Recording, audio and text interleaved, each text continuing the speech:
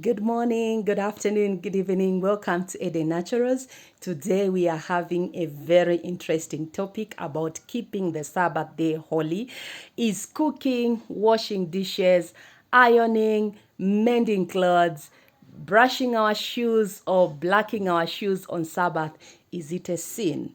What does the Bible says and what does the spirit of prophecy says? Today we are going to dive in just to find out what the Bible says and what the spirit of prophecy says. To start with, we are going to open with this spirit of prophecy quote, which is found in volume 4 of Testimonies, page 448, paragraph 1. It says, a partial observance of the Sabbath law is not accepted by the Lord and has a worse effect upon the minds of sinners than if you made no profession of being a Sabbath keeper.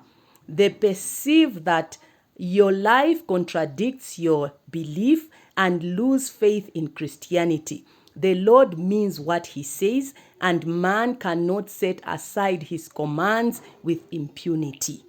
So, just to open with, when God says, remember the Sabbath day, he means what he says. That is why it starts with the word remember, because he knew that mankind will one day or will every day forget about the Sabbath. But every day we should remember that the Sabbath is coming. And God says that if we keep the Sabbath partially, we'll be washing plates, we'll be cooking, we'll be doing everything like a normal day, then we are worse than if we did not profess to be Sabbath keepers. Because if we do that, those people who are sinners or who don't go even to any church or to church, they know that Sabbath keepers, or as a Sabbath keeper, they go to church the whole day, they keep the Sabbath day holy. But if they see us, we go shopping, they meet us in ShopRite, they meet us in Carrefour, they meet us in shopping malls, we are doing shopping with them, then they'll be wondering, why are these people doing contrary to what we know about Sabbath keepers? They say that the name of the Lord, these people, they lose faith altogether in Christianity. In Exodus chapter 20, verse 8, among the 10 commandments, the fourth commandment says this: remember the Sabbath day to keep it holy. And verse 9, it says, 6 days shall you labor and do all thy works, but the Sabbath day is the Sabbath of the Lord thy God. So you're seeing here 6 days of labor, but we have to remember that there's a Sabbath that is coming. So starting from Sunday, we have to remember that Sabbath is coming. Here's a quotation that is found in Child Guidance 527.3. It says, remember is placed at the very first of the fourth commandment. Parents, you need to remember the Sabbath day yourselves to keep it holy. So who is supposed to remember the Sabbath day first? Parents. And then it continues to say in point 3, and if you do this, you are giving the proper instruction to your children. They will reverence God's holy day. Christian education is needed in your homes. All through the week, keep the Lord's holy Sabbath in view, for that day is to be devoted to the service of God. When the Sabbath is thus remembered, the temporal will not be allowed to encroach upon the spiritual. No duty pertaining to the 6 working days will be left for the Sabbath, including washing of the plates, including cooking, including ironing, mending of clothes. We should do this in the 6 working days so that as the Sabbath comes, it is the day of rest that we have to rest. During the week, our energies will not be so exhausted in temporal labor that on the day when the Lord rested and has refreshed, we shall be too weary to engage in his service. We are going to look at this in details, but for now we should keep it there. We should not overwork ourselves during the 6 working days so that when it is Sabbath, we are so tired such that we cannot even wake up to go to church. We go late because we feel we need to rest and to rest in bed. That is not the case, but we are going to look at this later on in another video. On Friday, let the preparation for the Sabbath be completed. See that all the clothing is in readiness and that all the cooking is done. That is Child Guidance 528.2. So everything should be done on the preparation day. And you cannot lump everything on the preparation day. You are going to break the Sabbath. You're going to be too tired for the Sabbath. Start preparing on Sunday. That's why the Bible says, remember the Sabbath day starting on Sunday. And when you do that, you're going to start preparing for the Sabbath on Sunday to offload the Friday, so that as you prepare on Friday, less will be done as you draw towards the Sabbath. While cooking upon the Sabbath should be avoided, it is not necessary to eat cold food.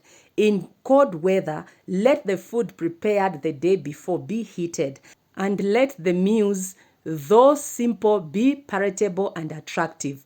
Provide something that will be regarded as a treat, something the family do not have every day. And this is what I do.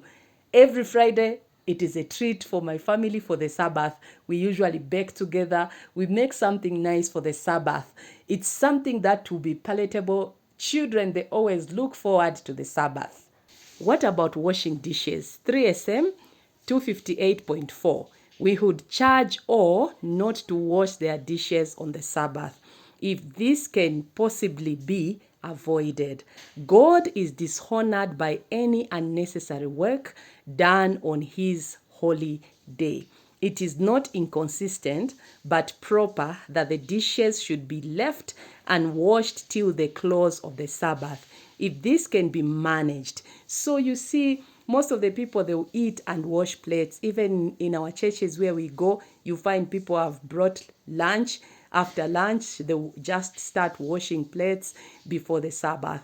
If those plates can be left alone until after the Sabbath, the better for us. Those are unnecessary works that you are busy washing plates and the Bible study is going on. What about ironing and brushing the shoes? Should they be done on Sabbath? Let's see. Let the boots be blacked and the baths be taken. It is possible to do this if you make it a rule. You can do it. About bathing, we will tackle it together with overworking during the week. So you can brush your shoes, you can iron your clothes, and that is okay. Do it in the 6 working days. The Sabbath, you should not start ironing in the morning. That's when you're waking up. You don't even know what you're wearing. These are the things that make people to come late to summer school. Because when they wake up late, first of all. They don't know what they are wearing. The clothes are not ironed. The children's clothes are not ready. Others are torn. This is when they start mending the clothes. And this is not the work that is supposed to be done on the Sabbath. It says, in many families on Sabbath, boots and shoes are blacked and brushed and stitches are taken, all because these little odds and ends were not done on Friday. They did not remember the Sabbath day to keep it holy. So if we are doing these things, it simply means we did not remember that the Sabbath is coming and we are not keeping the Sabbath holy, and God is dishonored by what we do on the Sabbath day, especially the work that we would have done in the last 6 days. God has given man 6 days in which to do his own work and carry on the usual business of life. But he claims one day which he has set apart and sanctified. He gives it to man as a day in which he may rest from labor and devote himself to worship and the improvement of his spiritual condition. What a flagrant outrage it is for man to steal the one sanctified day of Jehovah and appropriate it to his own selfish purposes. So we should always remember that God has given us 6 days to do all the things that we need to do, everything that we need to do, business. So we should do all our works in the working 6 days. Remember in the Bible, in the book of Exodus, when God gave the commandments that the Sabbath should be honored, one day someone decided to wake up early in the morning and went to collect sticks to cook. What happened to that person? He was stoned to death. It was as serious as that. Today, people can break the Sabbath with impunity. They can go shopping. They can cook. They can do everything. It's not necessary to eat cold food. We have to warm. Not that in the morning, that's when we are busy cooking chapati and beans, rice, and everything. May God help us that we can reform in this area. May God bless you and keep you till next time. Maranatha.